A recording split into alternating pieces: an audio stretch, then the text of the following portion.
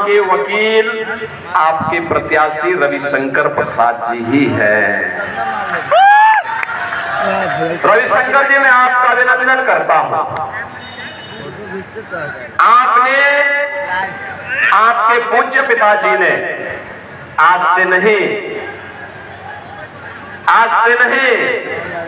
पिछले 5 दशक में भारत और भारतीयता के लिए, भारत की राष्ट्रीयता के लिए, लोअर कोर्ट से लेकर के सुप्रीम कोर्ट तक जिस निष्ठा के साथ प्रभु श्री राम की लड़ाई को लड़ा है, सचमुच आपने भारत के कोटि कोटि लोगों के जीवन को पुण्यमय करने का कार्य किया। और इसीलिए मैं आज को आपका अभिनंदन करने के लिए आपके पास, आपकी संसदीय सीट पर आया हूं। बहनों और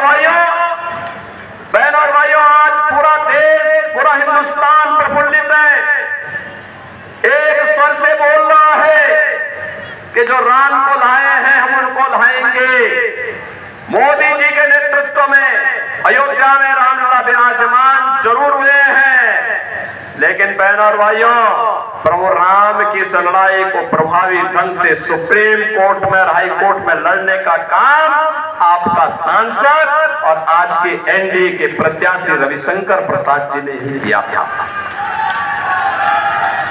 लगातार लड़ते रहे, बिना रुके, बिना झुके, बिना डरे, उन्होंने इस लड़ाई को प्रभावी ढंग से लड़ा। और बहनों और भाइयों, आज उस सपने को साकार किया है जिसके लिए हम और हमारे पूर्वज लड़ते थे, कहते थे रामलला हम आएंगे, मंदिर रामलला हम आएंगे, मंदिर वही, और अब तो मंदिर बन गया। कितने, आप मुझे बताओ, कितने लोग हैं जिन्होंने 22 जनवरी के बाद अयोध्या का दर्शन किया? कितने लोग हैं? मैं यहाँ पर इंजीनियर सतीश कुमार सिंह से कहूंगा कि चुनाव के बाद एक बार जब मुझे बता देंगे, यहाँ फतुहा के लोगों को अयोध्या धाम दर्शन कराने के लिए लेके आ जाइए, बाकी वहां व्यवस्था हम कर लेंगे। और बिहार के लोगों का तो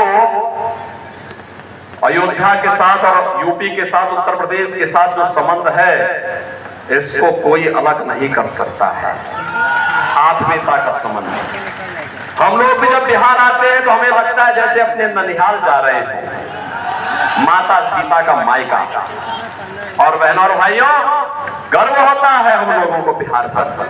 बिहार ने एक से एक विभूतियों को दिया है देश को, और इसीलिए आज मैं आपके पास आया हूं आपसे कहने के लिए कि बहनों और भाइयों, हमारा ये पीढ़ी सौभाग्यशाली है। हमने प्रभु राम को 500 वर्षों के बाद अयोध्या में विराजमान होते हुए देखा है, और प्रभु राम का विराजमान होना वर्तमान भारत की पूरी पीढ़ी को सौभाग्यशाली बनाती है, पुण्य का फलदायी बनाती है। और उस पुण्य के साथ आपको भी सहभागी बनाने के लिए मैं आज आपके पास यहाँ पर आया हूँ। बहनों और भाइयों, आज हमारा देश बदल चुका है, एक नए भारत का हम दर्शन कर रहे हैं। मोदी जी के नेतृत्व में एक भारत श्रेष्ठ भारत की परिकल्पना साकार हुई। एक ऐसा भारत दुनिया के अंदर जिसका सम्मान है, एक ऐसा भारत जिसकी सीमाएं सुरक्षित है, एक ऐसा भारत, याद करिए, एक कांग्रेस और आरजेडी की सरकार थी, अयोध्या में आतंकी हमला हुआ, काशी में आतंकी हमला हुआ, ये पटना में सीरियल ब्लास्ट हुए, और देश के अंदर अलग अलग कोनों में जब विस्फोट होते थे, सुबह की शुरुआत होती थी किसी बड़े घोटाले से, और शाम आते आते किसी बड़ी आतंकी वारदात की सूचना आती थी।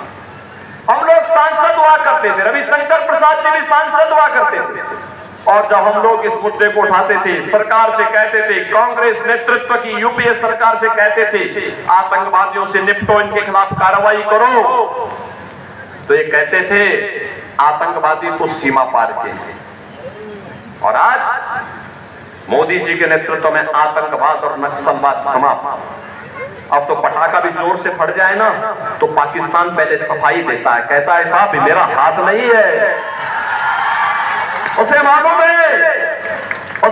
है नया भारत है, छेड़ेगा नहीं, लेकिन कोई छेड़ेगा तो उसको छोड़ेगा भी।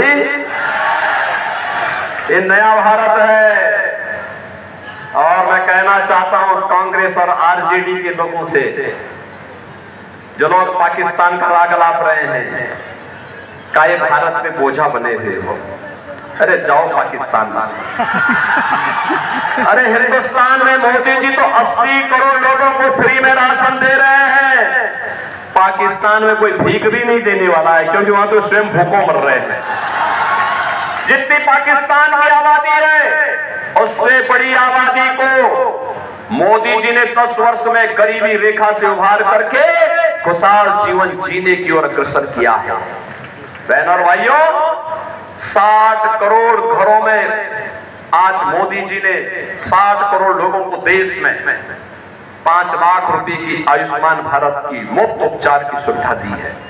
और मोदी जी ने कहा है 4 जून को जब फिर एक बार मोदी सरकार बनेगी तो 70 वर्ष से ऊपर के हर व्यक्ति को फ्री में 5 लाख रुपए हर वर्ष उपचार की सुविधा उपलब्ध करवाएंगे।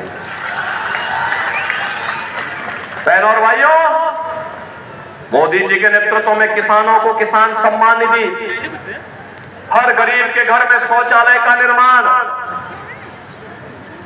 हर घर में उज्ज्वला योजना के कनेक्शन, 4 करोड़ गरीबों के मकान बन गए हैं। और मोदी जी ने कहा 4 जून को जब फिर एक बार मोदी सरकार बनेगी तो बहन और भाइयों, उस समय जितने भी गरीब होंगे सबके लिए एक एक मकान की स्वीकृति भी उसके साथ ही प्राप्त हो जाएगी। भारतीय जनसंघ के समय से लड़ाई लड़ी जाती थी, एक देश में एक प्रधान, एक विधान, एक निशान होगा। कांग्रेस जबरदस्ती धारा 370 को, इस बोझ को देश के अंदर लादी हुई थी।